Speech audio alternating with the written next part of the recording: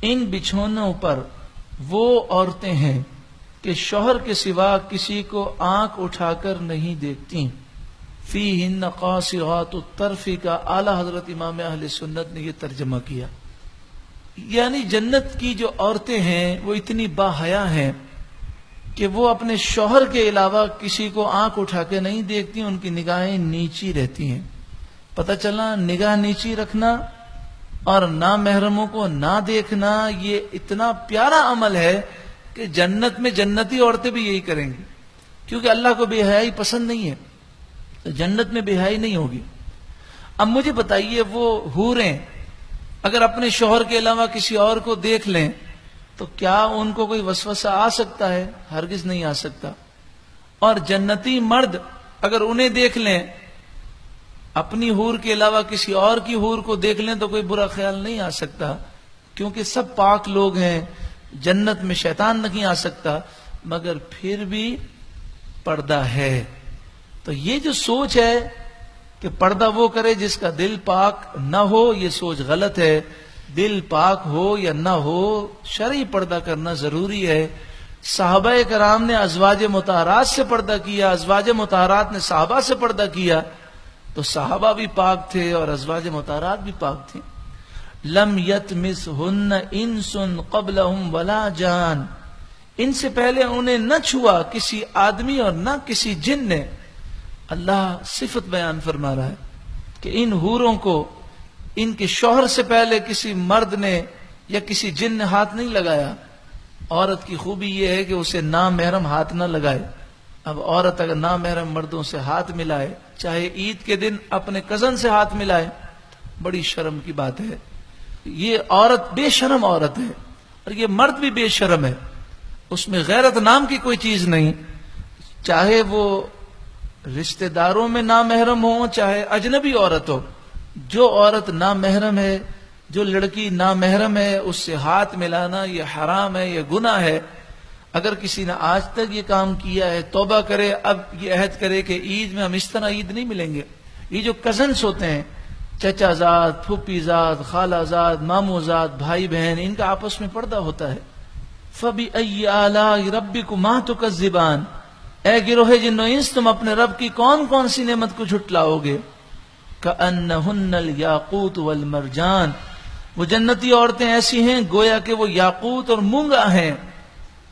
فَبِأَيِّ آلَاءِ رَبِّكُمَا تُكَذِّبَانِ، اے گروہ جن و انس تم اپنے رب کی کون کون سی نعمت کو جھٹلاؤ گے. جنتی حور کی تعریفیں حدیث پاک میں بے شمار بیان کی گئیں. یہاں تک فرمایا گیا کہ اگر جنتی حور جنت سے اپنا تھوک ساتوں سمندر میں ڈال دے تو ساتوں سمندر میٹھے ہو جائیں.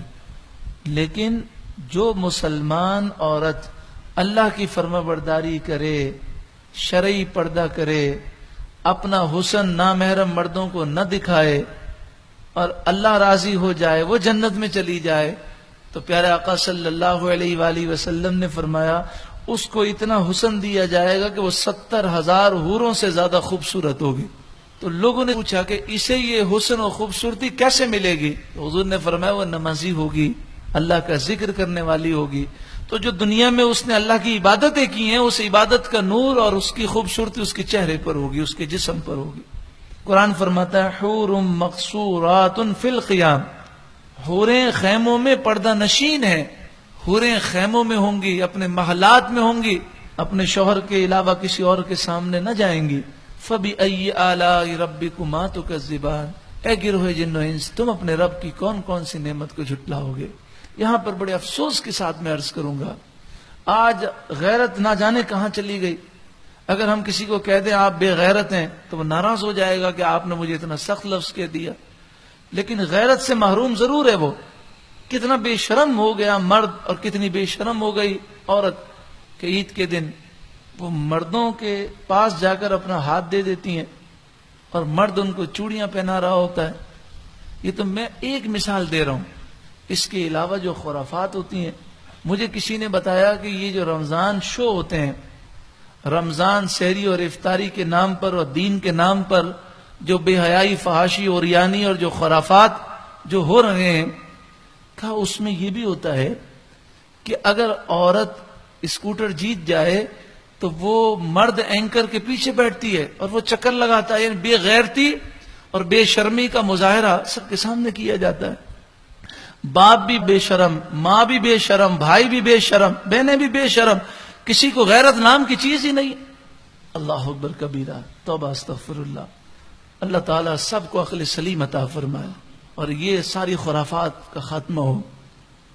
اللہ تعالیٰ کرم فرمائے.